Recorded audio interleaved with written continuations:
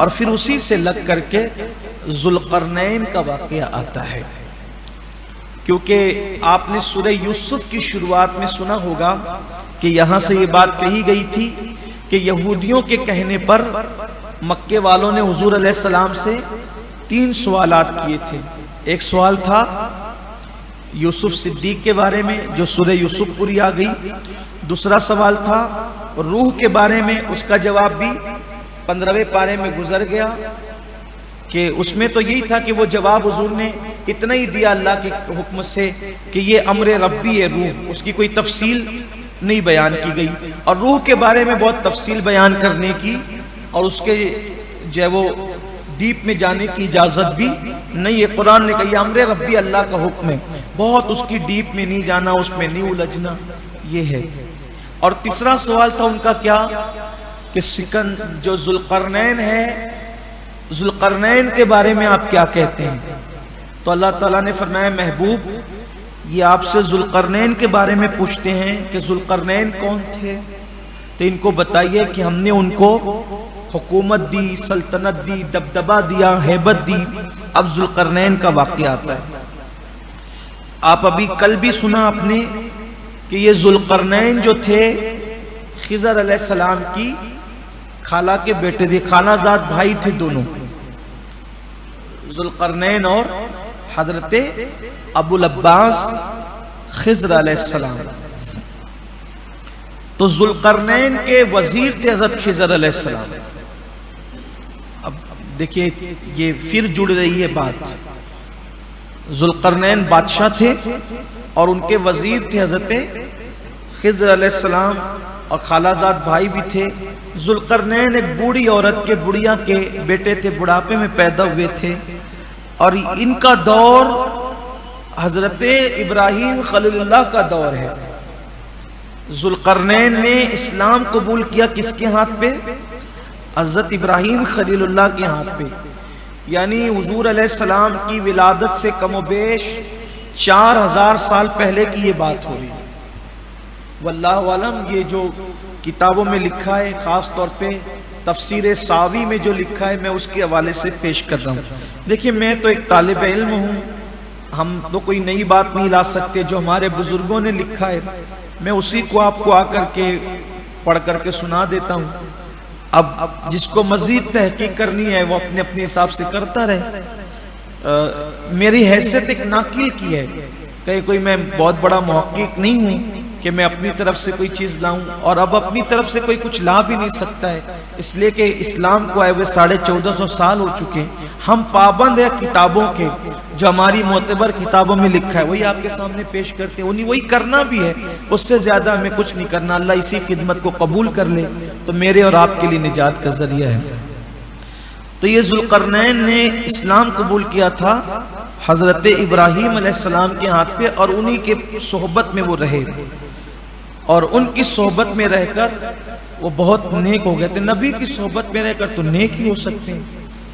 بعض لوگ کہتے ہیں وہ بھی نبی ہیں، لیکن یہ بات جو وہ معتبر نہیں ہے. صحیح ترین قول یہی ہے کہ وہ اللہ کے ایک نیک اور صالح بندے تھے اور بادشاہ تھے. کہا جاتا ہے کہ دنیا میں 4 بادشاہ ہوئے ہیں جن کو اللہ نے پوری دنیا میں حکومت عطا فرمائی. 2 مسلمان بادشاہ ہوئے اور 2 کافر بادشاہ ہوئے جنہوں نے پوری دنیا پہ حکومت کی، مشرق سے مغرب، شمال سے جنوب. 2 مسلم بادشاہ میں تو ایک حضرت سلیمان علیہ السلام ہے جن کو اللہ نے پوری دنیا پہ حکومت دی، اور دوسرے مسلم بادشاہ حضرت ذوالقرنین ہے جنہوں نے پوری دنیا پہ حکومت کی. اس سے وہ سکندر اعظم جو ہے نا وہ ذوالقرنین نہیں ہے، کیونکہ یہاں آ کر کے یہ بات واضح ہو جاتی ہے کہ وہ سکندر الگ ہے جو قبل مسیح میں یونان میں تھا، اور یہ ذوالقرنین سکندر الگ ہے. دونوں میں فرق ہے، کیونکہ وہ تو آدھی سے زیادہ دنیا فتح کر کے 32 سال 8 مہینے کی عمر میں اس کا انتقال ہو گیا، مر گیا وہ بابل شہر میں. لیکن سکندر ذوالقرنین نے پوری دنیا پہ حکومت کی. یہ آدھی دنیا والا آدمی نہیں ہے، پوری دنیا پہ حکومت کی. اور ان کو ذوالقرنین اس لیے کہتے ہیں کہ جب یہ تاج پہنتے تھے تو ان کے تاج میں 2 سینگ ہوتے تھے، تاج میں، تاج کی ڈیزائن ہے، اس لیے ان کو ذوالقرنین یعنی 2 سینگوں والا کہا گیا، ایک وجہ۔ دوسری ایک وجہ یہ بھی بیان کی مفسرین نے کہ پیدائشی طور پہ ان کے 2 حصے سر کے ابھرے ہوئے تھے، اس لیے ذوالقرنین کہا گیا۔ تیسری وجہ یہ ہے کہ مشرق سے مغرب تک ان کی حکومت تھی، اس لیے ان کو ذوالقرنین کہا گیا، واللہ اعلم۔ ان کے نام میں بہت اختلاف ہے، اس لیے اس کا تذکرہ ہی نہیں کرتے، اس کو چھوڑ دیتے۔ ان کو بہت شوق تھا اور طلب تھی کہ آب حیات مجھے بھی مل جائے تاکہ میں ہمیشہ جیوں، اور یہ چلے تھے آب حیات کے لیے، آپ نے کل سن لیا، لیکن بہت دور گئے، بہت دور نکلے، لیکن ان کو نہیں، بھئی تقدیر کی بات ہے، ڈھونڈنے والا ڈھونڈتا ہے، لیکن مل گیا حضرت خضر علیہ السلام کو، اس لیے وہ زندہ رہے۔ ذوالقرنین کا جو واقعہ آیا ہے قرآن شریف میں، تو خاص طور پہ اللہ نے ان کے 3 سفر کو بیان فرمایا، حضرت ذوالقرنین کے 3 سفر کو۔ اچھا ایک بات اور اس کو پوری کر دوں تاکہ بات ہو جائے۔ 2 بادشاہ مسلمان ہوئے، سلیمان علیہ السلام اور حضرت ذوالقرنین، اور 2 بادشاہ کافر ہوئے، ایک بخت نصر اور ایک نمرود، ان دونوں نے پوری دنیا پہ حکومت کی۔ اب تیسرے آخری بادشاہ آئیں گے اور جو پوری دنیا پہ حکومت کریں گے وہ ہے امام محمد مہدی رضی اللہ تعالیٰ، امام مہدی رضی اللہ تعالیٰ عنہ، وہ آئیں گے اور وہ پوری دنیا پہ حکومت کریں گے قیامت کے قریب قیامت۔ تو سکندر ذوالقرنین کے 3 سفر ہیں۔ اللہ تعالیٰ نے قرآن میں فرمایا ایک سفر ان کا ہے جو مغرب کی طرف ہے، پہلا سفر، یہ پہلا سفر مغرب کی طرف انہوں نے کیا، تو وہ جو سفر تھا وہ ان کا آب حیات کی تلاش میں تھا۔ وہ تلاش کرتے کرتے اصل میں انہوں نے سام بن نوح، پرانی کتابوں میں ان کو کوئی کتاب نظروں سے گزری ہوگی کہ سام بن نوح کی اولاد میں کوئی صاحب ہوں گے جن کو آب حیات ملے گا، وہ آب حیات پئیں گے اور قیامت تک رہیں گے۔ تو انہوں نے سوچا کہ میں بھی تو سام بن نوح کی اولاد میں سے ہوں، تو اس لیے ہو سکتا ہے مجھے کو مل جائے، لیکن ان کو خبر نہیں تھی کہ خالازاد بھائی کو ملنے والے۔ تو اس کی تلاش میں وہ نکلے دور دور دور، اتنی دور گئے کہ پھر وہاں جانے کے بعد زمین ختم ہو گئی، زمین کے کنارے پہ وہ پہنچ گئے۔ اس کے بعد انہوں نے دیکھا کہ وہاں پھر پانی پانی پانی پانی پانی ہی پانی، آگے اب زمین نہیں تھی، زمین ختم ہو گئی۔ تو اللہ فرماتا ہے کہ انہوں نے وہاں سورج کو دیکھا کہ سورج ڈوب رہا تھا، تو ایسا لگ رہا تھا کہ جیسے سورج کیچڑ میں ڈوب رہا، کہ سورج کیچڑ میں نہیں ڈوبتا، لیکن سمندر کے پاس کھڑے رہو تو ایسا ہی لگتا ہے کہ جیسے سورج سمندر میں غرق ہو رہا ہے، حالانکہ ایسا نہیں ہوتا۔ تو اللہ فرماتا ہے کہ وہاں انہوں نے ایک ایسی قوم دیکھی جہاں زمین ختم ہو گئی تھی، وہاں انہوں نے ایک ایسی قوم دیکھی کہ جو جانوروں کی کھال پہنتی تھی، جانوروں کی کھال پہنتی تھی، اور اس کے علاوہ ان کے بدن پہ کچھ نہیں ہوتا تھا، اور دریائی مردہ جانور ان کی غذا تھی۔ تو حضرت ذوالقرنین نے دیکھا کہ بڑے طاقتور لوگ ہیں وہ، تو آپ نے چاروں طرف سے ان کو گھیر لیا، اور جب گھیراؤ ڈال کر ان کو بے بس کر دیا تو آپ نے ان پر دین پیش کیا، اسلام پیش کیا، جو ایمان لائے وہ ایمان لائے، جو نہیں لائے تو وہ ان کے ہاتھوں سے قتل ہو گئے۔ تو جو ایمان لائے تو آپ نے ان کو اپنی فوج میں شامل کر لیا، ان کی مزید تربیت کی، اور پھر آپ نے دوسرا سفر کیا مشرق کی طرف۔ سکندر ذوالقرنین نے جب مشرق کی طرف سفر کیا تو گئے اتنا آگے گئے کہ زمین کے دوسرے کنارے پر پہنچ گئے آپ، اور وہاں آپ نے سورج کو نکلتے دیکھا کہ جہاں سے سورج نکل رہا تھا، طلوع ہو رہا تھا، وہاں بھی آپ نے دیکھا تو ایسی قوم تھی جیسے ادھر دیکھی تھی مغرب میں، تو وہ بھی بڑے مضبوط لوگ تھے، کچھ کفر پر اڑ گئے تو ان کو تہ کر دیا، جو ایمان لے آئے تو ان کو بھی ساتھ میں شامل کیا۔ پھر آپ نے تیسرا سفر کیا شمال کی طرف۔ یہ سفر بہت اہمیتوں کا حامل ہے، تیسرا سفر۔ 3 سفر میں یہ تیسرا بیان کیا گیا۔ 2 سفر آپ نے سن لیا، تیسرا سفر بڑا اہمیت کا حامل ہے۔ تیسرا سفر جو انہوں نے کیا شمال کی طرف، تو آپ وہاں پہنچے جہاں پر ایک ایسی قوم رہتی تھی کہ ان کو یہ بھی شعور نہیں تھا کہ کپڑے بھی پہنے جاتے ہیں، اور ان کی زبان ایسی تھی کہ وہ حضرت سکندر ذوالقرنین کو سمجھ نہیں آتی تھی، اور ان کی زبان ان کو سمجھ نہیں آتی تھی۔ لیکن انہوں نے اشارے سے یا کسی ترجمان سے، جس ذریعے سے بھی، ذوالقرنین کے پاس انہوں نے ایک بات رکھی بمشکل تمام، کہ ہم لوگ آپ کی مدد چاہتے ہیں، ہمیں آپ کی امداد چاہیے، کیونکہ یہاں ایک ایسی قوم ہے جس کو یاجوج ماجوج کہتے ہیں۔ یہ یاجوج ماجوج جو قوم ہے، یہ آتی ہے اور آنے کے بعد ہماری ساری فصلیں اجاڑ دیتی ہے، انسان بھی کھا جاتے ہیں، جانور بھی کھا جاتے ہیں، پرندے چرندے جو ہاتھ آتا ہے سب کھا جاتے ہیں۔ بہت پریشان کر رکھا ہے انہوں نے، آپ ہماری مدد فرمائیں، مدد کریں آپ ہماری۔ وہ بہت جنگجو لوگ ہیں، کوئی ان کا مقابلہ نہیں کر سکتا۔ حضرت ذوالقرنین کو انہوں نے کہا اگر آپ کہیں تو ہم کچھ چندہ اکٹھا کر کے آپ کو دے دیں، کچھ پیسے آپ کو دے دیں، آپ ہماری کچھ مدد کریں۔ آپ نے فرمایا کہ مجھے اس کی کوئی ضرورت نہیں، اللہ نے مجھے بہت دیا ہے، تم نے مجھے مدد کے لیے کہا، میں تمہاری مدد کروں گا۔ تو آپ نے فرمایا لیکن ذرا میں اس قوم کو دیکھوں، یاجوج ماجوج کو میں دیکھنا چاہ رہا ہوں۔ انہوں نے منع کیا، آپ نہ جائیں، وہ بڑے خونخوار لوگ ہیں، انسان بھی کھا جاتے ہیں۔ یہ بھی حضرت آدم علیہ السلام کی اولاد ہی میں سے ہے، یاجوج ماجوج ایک قوم ہے، اللہ کی شان۔ یہ یافس بن نوح کی اولاد میں سے، اور نوح علیہ السلام حضرت آدم علیہ السلام کی اولاد میں سے۔ حضرت نوح علیہ السلام کے 3 بیٹوں سے نسل چلی ہے نا، سام بن نوح، حام بن نوح اور یافس بن نوح۔ تو یہ جو یاجوج ماجوج ہے یہ یافس بن نوح کی اولاد میں سے، اور پوری دنیا کے اندر عرب میں، عجم میں، یہ گویا کہ ایشیا وغیرہ میں جو اولاد ہے یہ سب سام بن نوح کی اولاد ہے۔ یعنی ہم لوگ بھی سب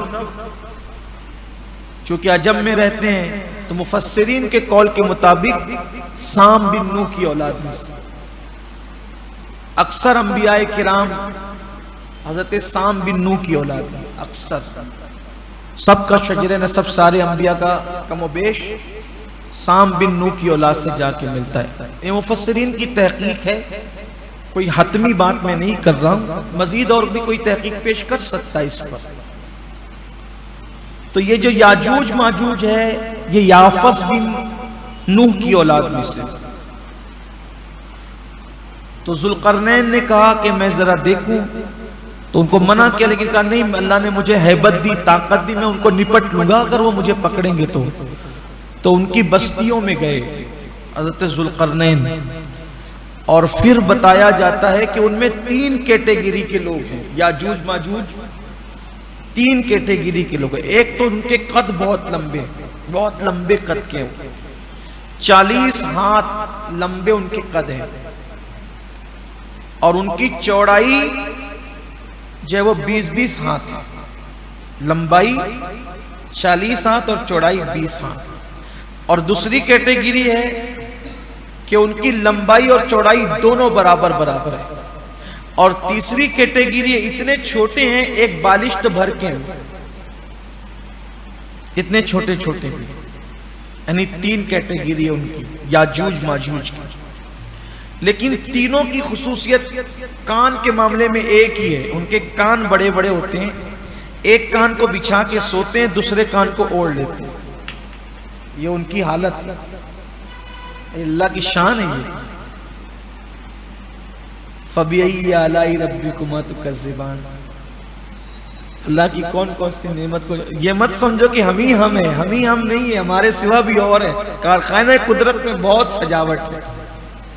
اصل میں یہ ہے کہ ہمارے پاس علم نہیں ہے، اس وجہ سے ہم لوگ بس اپنی گویا کے کنویں کی دنیا میں مست ہے۔ قرآن کھول رہا ہے، اور جتنے بڑے مفسر کی بات آپ تحقیق میں جائیں گے، اتنی آپ کو مزید علم کے دریا ملتے جائیں گے، علم کے سمندر ملتے جائیں گے، آپ اس میں غوطہ ہوتے جائیں گے۔ یہ حال ہے ان کا تینوں کا۔ لیکن وہ جانور، انسان، چرند، پرند، کھیت کھلیان کھا جاتے ہیں۔ تو حضرت ذوالقرنین جب آئے تو سمجھ گئے کہ معاملات آسان نہیں ہیں، یہ بیچارے غریب لوگ، ان کو بچانا ہے۔ تو آپ نے فرمایا کام کرو، میرے پاس لوہا لے کر آؤ تو میں دیوار تمہیں بنا دوں۔ تو دو طرف سے پہاڑ تھے اونچے اونچے، ادھر سے وہ آ نہیں سکتے تھے۔ پہاڑ کے بیچ میں بتایا جاتا ہے کہ تقریباً 50 میل کا ایک کھلا ہوا راستہ تھا، تو اس سے وہ آتے تھے۔ تو حضرت ذوالقرنین نے بڑا کام کیا کہ اس کے اندر آپ نے کھدائی شروع کروائی، اور اس وقت تک کھودتے رہے جب تک پانی نہ لگ گیا، اور جب پانی لگا تو اس میں پتھر ڈال کر کے اونچائی میں تقریباً جو ہے وہ 50 ہاتھ تک، الگ الگ تفاسیر میں الگ الگ اس کی لمبائی بیان کی گئی ہے، 50 ہاتھ تک جو ہے وہ اس میں آپ نے پتھر ڈلوا کر کے، لوہے کی چادریں بچھا کر کے، اس میں کوئلہ بھرا، لکڑی بھری، اور اس میں آگ لگا دی۔ اور جب وہ آگ لگی پتھروں کے اندر اور وہ لوہے کی جالیاں بچھانے کے بعد، تو تانبا پگھلا کر کے اس کے اوپر ڈال دیا، تو وہ دیوار اتنی مضبوط ہو گئی، ایسا لگتا تھا جیسے زمین سے ان دونوں پہاڑ کے بیچ میں کوئی تیسرا پہاڑ نکلا ہے۔ یہ ذوالقرنین کا کارنامہ ہے، جسے قرآن نے یہودیوں کے پوچھنے پر، مکے والوں کے ذریعے سے یہودیوں نے پوچھا تھا، جس کو قرآن نے بیان کیا۔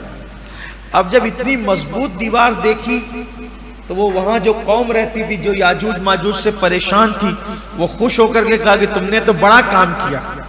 دیکھو قرآن نیک لوگوں کی کیسی صفت بیان کرتا ہے۔ تو یاجوج ماجوج کے بچاؤ کے لیے جو وہ دیوار بنی تھی، تو حضرت ذوالقرنین نے کہا اس میں میرا کچھ نہیں ہے، یہ میرے اللہ کی رحمت ہے۔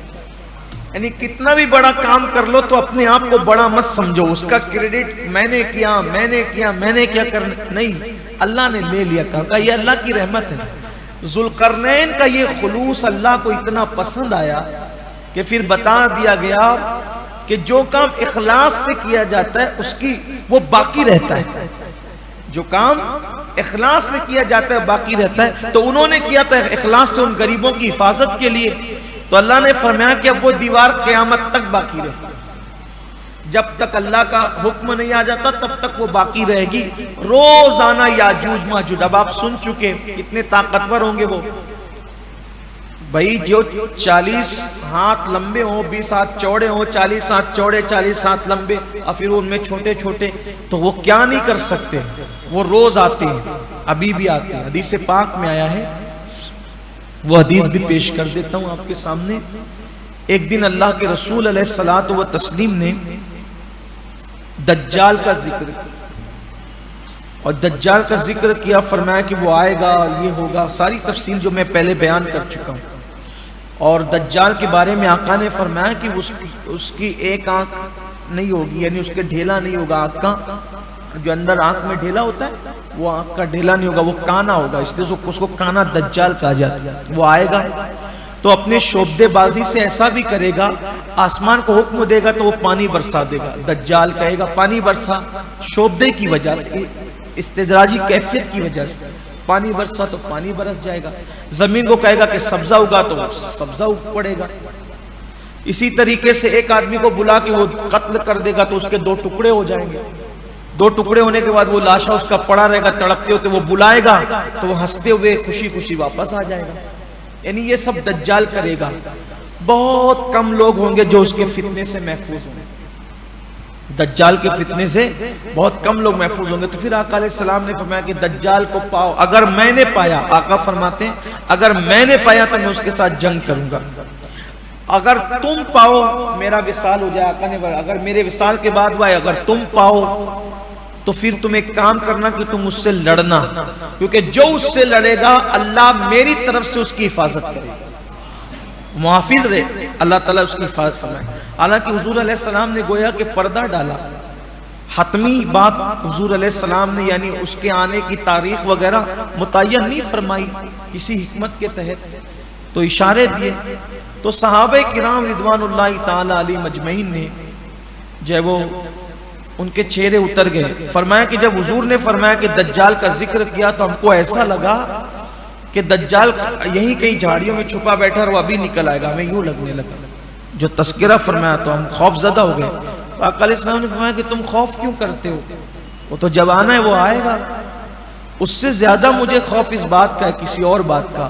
پھر آقا علیہ السلام نے اس کا تذکرہ فرمایا، پھر حضور علیہ السلام نے پھر یاجوج ماجوج کا ذکر فرمایا کہ ایک قوم ہوگی یاجوج ماجوج، تو وہ جو دیوار سکندر نے بنائی ہے روزانہ آ کر اس کو توڑتے ہیں وہ، اور جب توڑتے توڑتے اتنی وہ ٹوٹ جاتی ہے کہ سورج کی کرنیں نظر آنے لگتی ہیں، یعنی وہ دیوار اتنی ٹوٹ جاتی ہے کہ سورج کی کرنیں نظر آنے لگتی ہے۔ تو پھر ان کا سردار کہتا ہے چلو اب کل آئیں گے، کل آ کر توڑیں گے۔ اب جب وہ کل کے لیے تھکار کے چلے جاتے ہیں تو جب کل آتے ہیں تو جہاں تک دیوار توڑی تھی اپنے آپ وہ دیوار پھر بن جاتی ہے، اور پہلے جتنی مضبوط تھی اس سے زیادہ اور مضبوط ہو جاتی ہے۔ ویسے ہی کرتے وہ پھر آتے ہیں، پھر یہی ہوتا ہے جب سورج دکھنے لگتا ہے تو پھر کسی کے ذہن میں بات آتی ہے کہ چلو، تو کہتے چلو اب کل کریں گے کام، پھر آتے ہیں تو اس سے اور مضبوط ہو جاتی ہے۔ آقا علیہ السلام فرماتے ہیں جب دجال آنے والا ہوگا، یعنی جب آخری وقت ہوگا، قیامت کے قریب کا وقت ہوگا، تو ان میں سے جب دیوار اتنی روزانہ جتنی ٹوٹتی ہے جب اتنی ٹوٹ جائے گی تو ان میں کا کوئی آدمی کہے گا چلو کل آ کے کام کریں گے، انشاءاللہ کل ہم یہ دیوار توڑ لیں گے۔ تو جب ان کی زبان سے انشاءاللہ نکلے گا تو وہ جتنی توڑ کر کے گئے ہوں گے جب دوسرے دن آئیں گے تو ان کو اتنی ہی ملے گی اور وہ توڑ ڈالیں گے۔ دیکھو گمراہ اور بدترین لوگ بھی اگر انشاءاللہ کہیں تو انشاءاللہ میں کتنی طاقت ہے کہ روز صدیوں تک توڑتے رہے، بنتی رہی، توڑتے رہے، لیکن ایک دن کا انشاءاللہ تو ان کا کام ہو گیا۔ اسی لیے اگر چاہتے ہو کہ اپنا ہر کام ہوتا رہے تو انشاءاللہ کہنا مت بھولا کرو، میں یہ کروں گا، میں وہ نہیں، میں کچھ نہیں، انشاءاللہ یہ کیا جائے گا، انشاءاللہ یہ ہوگا، انشاءاللہ یہ کریں گے، انشاءاللہ تو بھولنا ہی نہیں، انشاءاللہ بھولنا۔ ہمارے جماعت میں ایک بہت بڑے بزرگ تھے، خطیب مشرق علامہ مشتاق احمد نظامی رحمت اللہ علیہ، بہت اچھی تقریر کرتے تھے، ان جیسا مقرر نہیں گزرا ہے ماضی قریب میں۔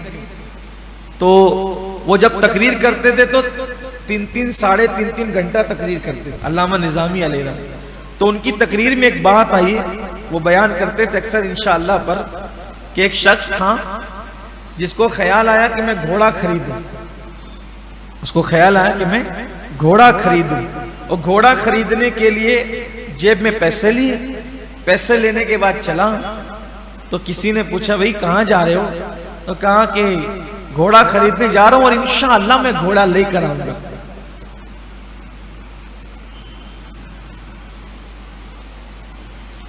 یا پھر ایسا ہوا کہ کسی نے پوچھا، معاف کیجئے، کسی نے پوچھا کہاں جا رہے ہو؟ تو کہا میں گھوڑا خریدنے جا رہا ہوں، گھوڑا لے کر آؤں گا، گھوڑا خریدنے جا رہا ہوں، گھوڑا لے کر آؤں گا۔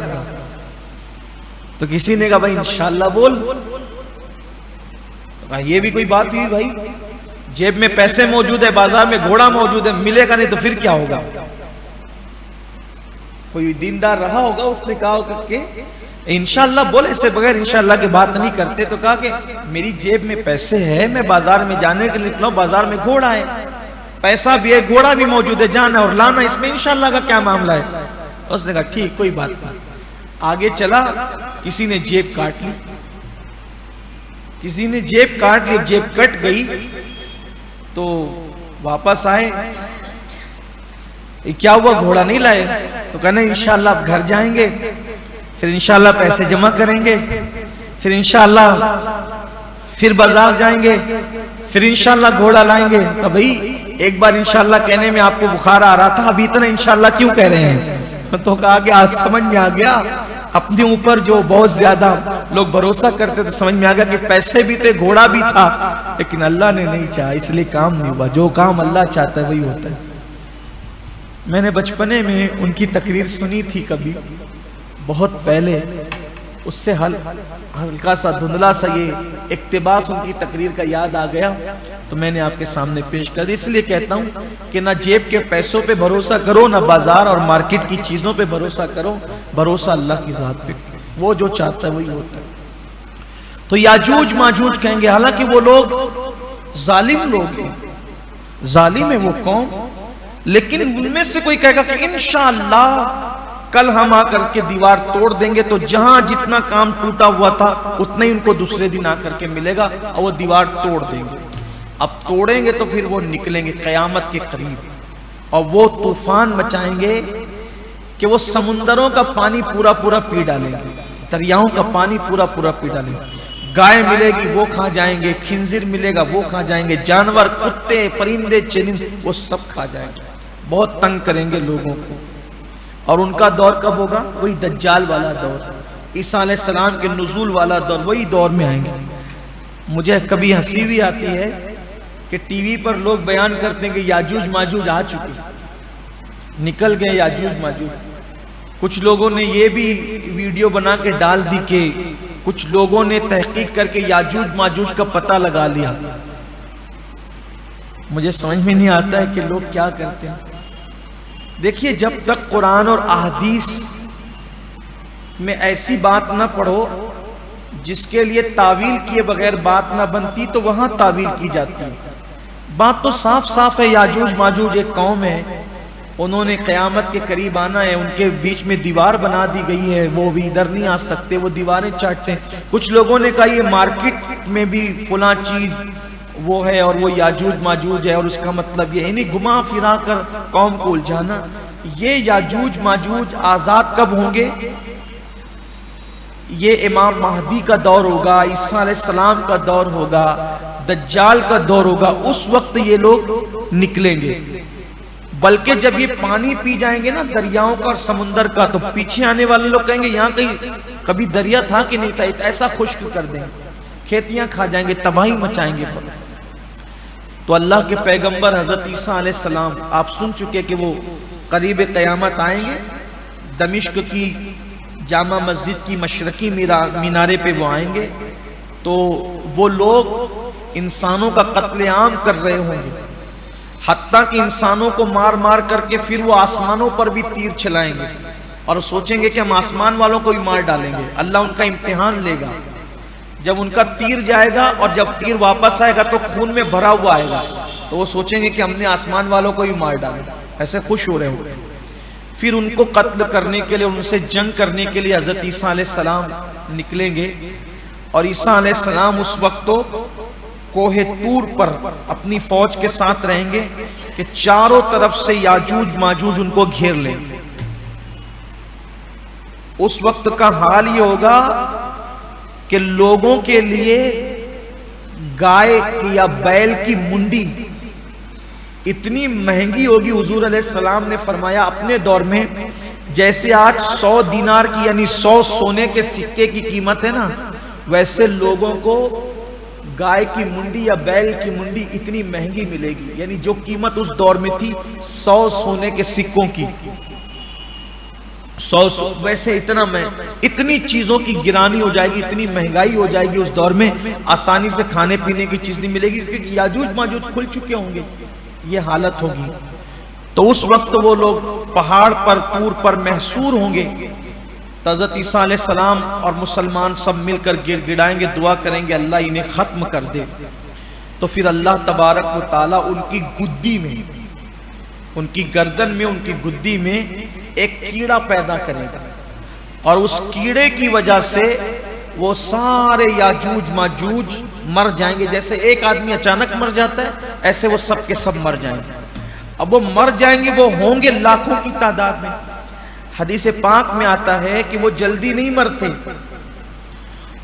ان میں کا ایک آدمی کو موت اس وقت آتی ہے کہ جب وہ اپنے جن کو اس نے پیدا کیا ہے ان کے 1000 بچے نہ وہ دیکھ لے، اور وہ 1000 لوگ جوانی میں نہ پہنچ جائیں۔ ان کا یعنی ایک آدمی مرنے سے پہلے اپنی نسل کے 1000 لوگوں کو، پوتا پوتیوں کو جب تک نہیں دیکھ لیتا ہے، جوان ہوتے ہوئے، ہتھیار سنبھالتے ہوئے، تب تک کہ ان کو موت نہیں آتی۔ اتنی لمبی لمبی ان کی عمریں ہیں۔ اب سوچو کہ ایک ایک آدمی 1000 کو دیکھے بغیر نہیں مرتا۔ ہمارے ہاں تو 10-15 کو دیکھنا مشکل ہوتا ہے نا، زیادہ آسان نہیں ہوتا، لیکن ان کا حال یہ ہے۔ تو اب کتنی بڑی تعداد میں وہ ہوں گے، کوئی اندازہ کر سکتا ہے؟ تو ان کے گدی کے اندر، جب گردنوں کے اندر وہ کیڑے پیدا ہوں گے تو وہ مر جائیں گے۔ وہ مریں گے تو لاشیں پڑی ہوگی۔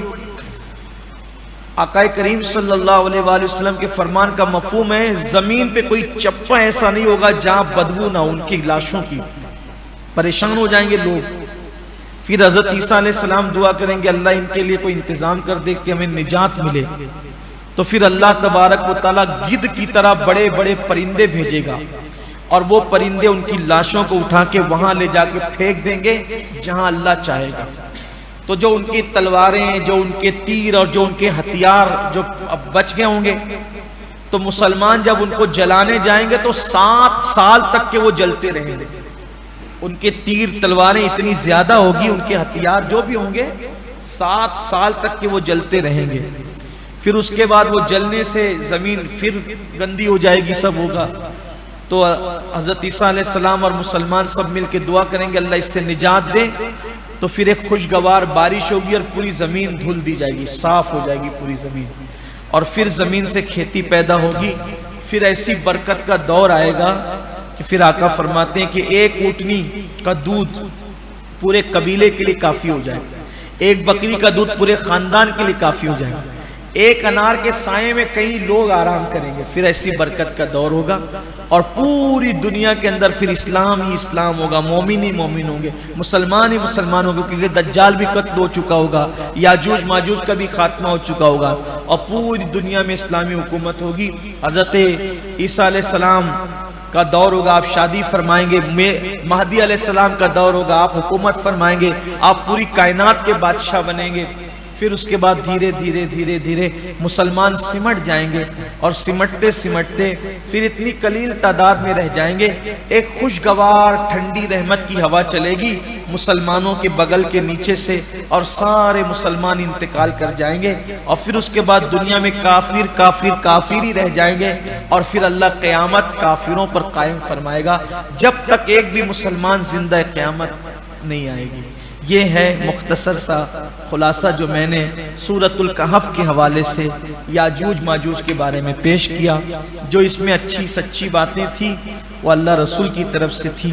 اگر کسی مفسر کا قول پیش کرنے میں مجھ سے کوئی غلطی ہو گئی ہے تو یہ میرے نفس کی خطا ہے، میں اللہ کی بارگاہ میں توبہ کرتا ہوں۔ استغفر اللہ ربی من کل ذنب واتوب الیہ۔